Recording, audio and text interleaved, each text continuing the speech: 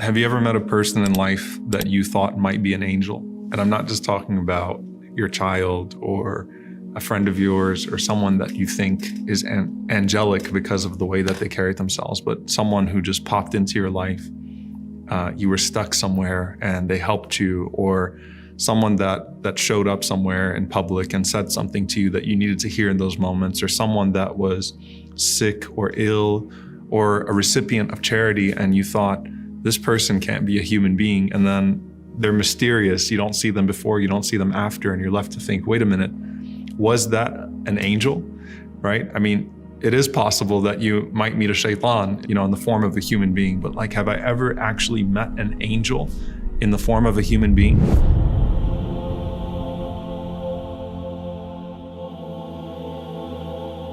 There's a hadith of the Prophet ﷺ where he talks about these three men from Bani Israel. And they were contemporaries, as is made clear in the hadith. And the Prophet ﷺ said there was a bald man, a man who was a leper, and a man who was blind. And an angel went to all three of them and asked them, what is it that you want? What is it that you'd want to change about yourself? And the leper said that I would want to have good skin because the people feel an aversion towards me because of my leprosy.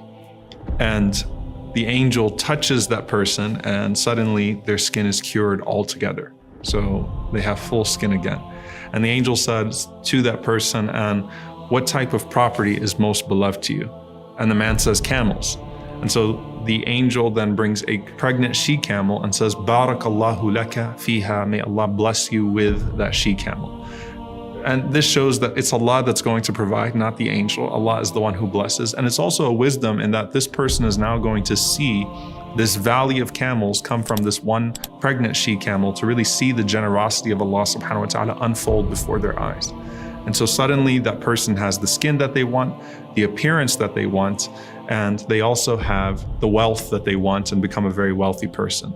The angel then goes to someone who is bald and says, what would you like to change about yourself?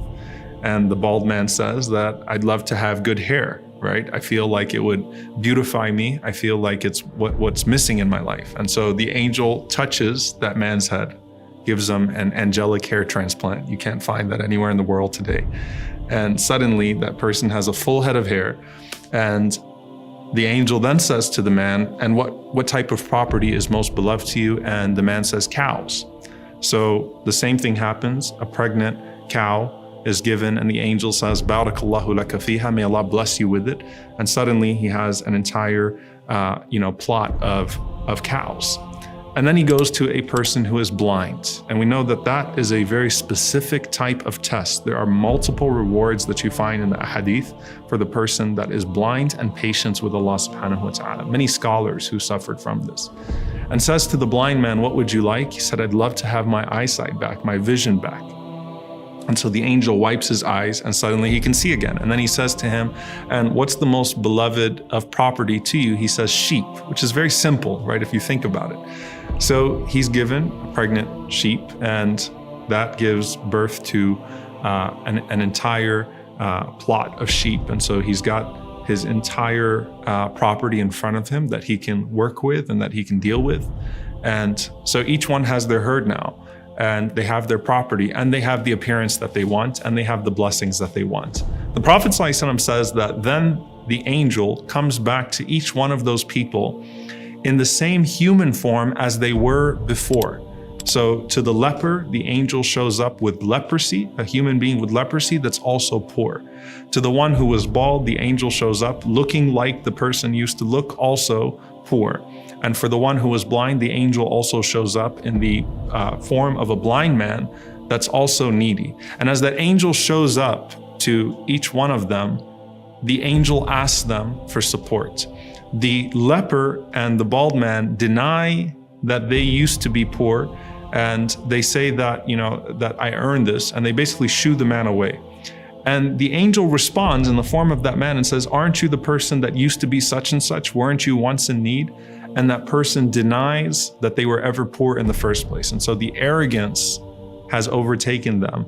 and they've forgotten the blessing of Allah subhanahu wa ta'ala. So the angel says back to them, if you are lying, then may Allah subhanahu wa ta'ala return you to what you were before. If you're lying about who you are, and if you are not just denying the blessing that Allah has given you, but not even acknowledging that you once didn't have these things, may Allah return you to what you were. But the blind man passed the test. The Prophet ﷺ said the blind man, as soon as he saw that person in his own form that he used to be, he says to the man, who is of course an angel, go ahead and take from this property whatever you want, for I was once like you and Allah subhanahu wa ta'ala provided for me. So it's all yours. Whatever you want, go ahead and take it. And subhanAllah, the scholars say this is the one out of the three that actually had the most severe predicament, right? But look at his humility, and he says, just go ahead and take it all. I used to be like you, without even being asked. I used to be like you and Allah subhanahu wa ta'ala provided for me. So therefore, I'm providing for you whatever you want from this, because this is all the blessing of Allah subhanahu wa ta'ala. And the angel responds and says, keep your property with you. فَقَدْ رَضِيَ اللَّهُ عَنْكَ وَسَخِطَ عَلَى صَاحِبَيْكَ. Keep your property with you, because verily Allah is pleased with you and angry with your two companions. And so the two companions lost everything that they had and were restored back to their position with the dua of the angel. And that person was able not just to keep the blessing of Allah subhanahu wa ta'ala in this life, but also increased in their station in the hereafter. Now, back to us. The question is then, when I see someone that's in need, am I actually encountering an angel? And I have to be honest, subhanAllah, I remember a few times that I was in a refugee camp and I thought to myself, this can't be a human being that's in front of me. And Allah knows best, right? The reality is you're never actually going to know, right? If you've encountered an angel, that person is not going to reveal themselves and say, I'm actually an angel. But it would defeat the purpose if you were only honoring them because you thought they were an angel. That's actually the moral of the story, that you are to honor the person, the yatim, the orphan, the one that's in need, and remember your own vulnerability, and you never know who Allah subhanahu wa ta'ala actually has in front of you at that moment.